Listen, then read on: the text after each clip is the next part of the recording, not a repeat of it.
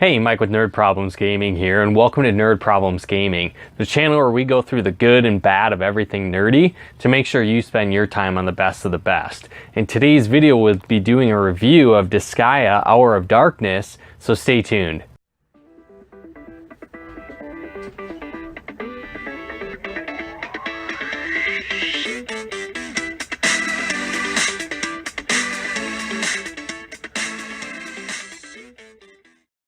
Now, basically, Disgaea, Hour of Darkness, it follows the storyline of Laharl. He's basically a demon prince in the netherworld, and it's kind of his quirky, laughable journey through trying to become the most powerful demon in the netherworld. And so if you're looking for some type of in-depth, heart-wrenching story, this is probably not the game for you, but it's like I said, it's kind of a quirky, funny adventure following Laharl and his band of demons that he meets along the way, and kind of their adventures through the netherworld. So, like I said, it's got some quirky humor, some pop culture references, but with a little bit of netherworld spin on it as you play. So it's a pretty fun game in that sense.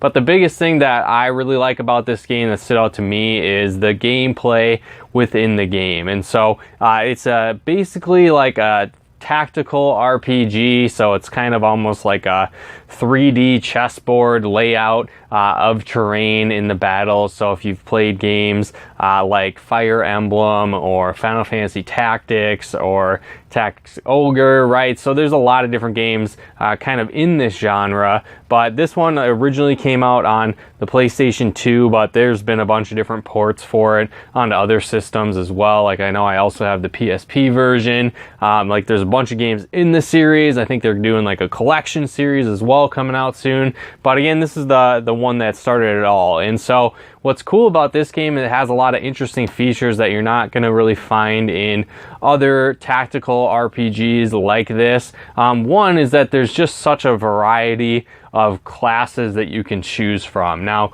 you know, most games like this, you know, there's 10, 15 different classes, right? Maybe there's a mage or a fighter or a knight, right? A summoner. So there's maybe some different classes that you can choose from, where this one, it has like over 150 different classes you can choose from. And what's cool as well is you might start with like a base foundation class, and then as you level it up, there's stronger versions of that class.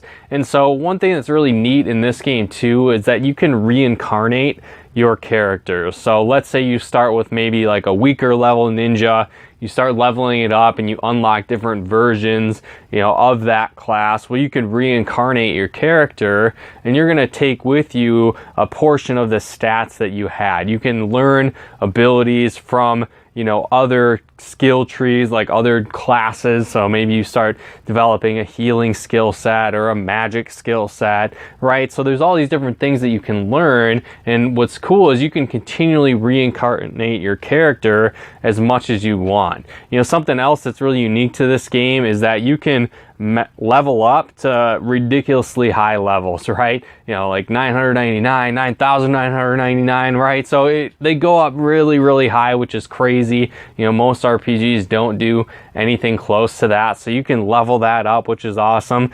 But on top of that, you can level up like anything in the game, basically. There's items that you can use, there's armor you can equip, there's accessories you can equip, there's shields you can equip, there's different weapons from all kinds of different classes, right? And so not only can you have all these hundreds of items to choose from to put on your character, but you can even go in and level up these items. So it's kind of a randomized dungeon where you can go in, and the more floors that you beat in this dungeon, you actually level up your equipment and it gets stronger. And so again, as you're going into these more difficult areas, you're going to find better equipment, better items, higher class levels of items, and again, you're going to be able to go into those and level those up, right? So it's kind of almost a never-ending thing where you can continually be grinding out, creating better characters, creating your ultimate team.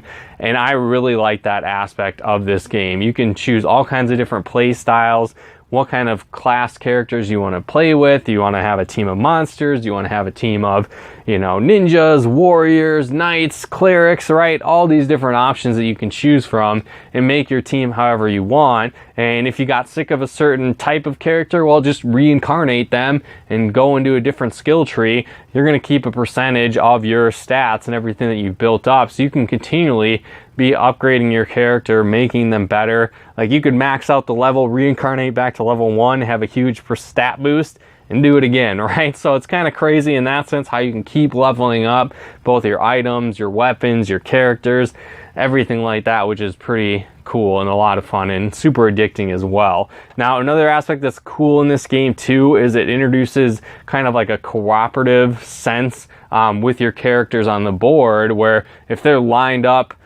touching each other and all attacking a monster or an enemy, they will actually kind of work together, but it doesn't cost you a turn. So you might attack with your main character, you'll spend their action point or their attack, their magic spell, right? That turn of theirs, you'll use that, but then the other people around them will kind of gang up on that enemy with you to also do damage to those enemies, to those creatures, to whatever the situation might be within the battle. So that creates some pretty unique scenarios as well within the game. Some other things that are kind of cool is there's like little pyramid things, like little obelisks kind of on the level as well, and so there's going to be different colors on the game board as well, which can vary the gameplay. So you might have like taking damage if you're standing on this specific color, or again, your character is healed if you're standing on this specific spot, or again, you might be invincible if you're standing on another spot, or your evasion is raised. And so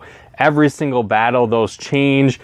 You can pick up those little obelisk things and those little pyramids and then put them on different spaces, adjusting the colors and the variance of the level. So it's just a lot of different strategies that you can go into the battle to, you know, gain more experience, to alter how you win.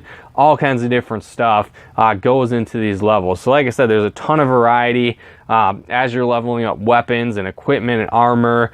It's always going to be a new level every single time you go in. It's randomized, so it's something new every single time. So the replay value is really high there. And then, like I said, you know, you can go through different characters as your main character that you're playing with. Like, you're following different people's storylines. There's alternate endings to the game. So there's so much that goes into this game. It's a ton of fun. Super high replay value, like I said, really addicting as well. And so, yeah, I mean, I would definitely recommend adding this to your nerd library, right? It's one of my favorite tactical RPGs out there. And like I said, if you can't get your hands on this one, I know Disgaea 5, I believe, is out right now. I think they're coming out with another collection of the series as well, but there's all kinds of games in this series, so get your hands on one of them. You know, they're a lot of fun, but this game especially, like I said, started it all, and so this was one of my first ones that I played and I really enjoyed in the series as well. But yeah, let me know in the comments below. Do you like this game? You know, is this your favorite one in this series? What do you like best about this game? What do you not like about this game? You know, definitely let me know in the comments below. But again, hopefully you guys got some benefit and value out of this video. And if you did, feel free to comment and share, and be sure to subscribe to our channel as well to plug into our latest videos.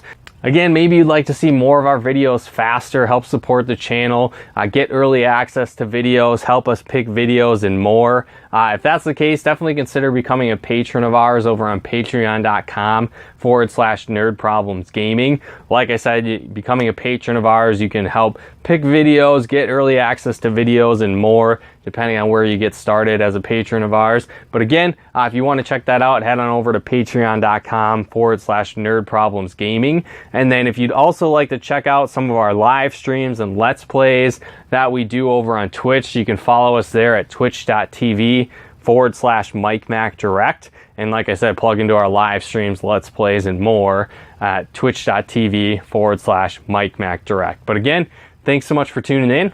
We'll talk to you more soon.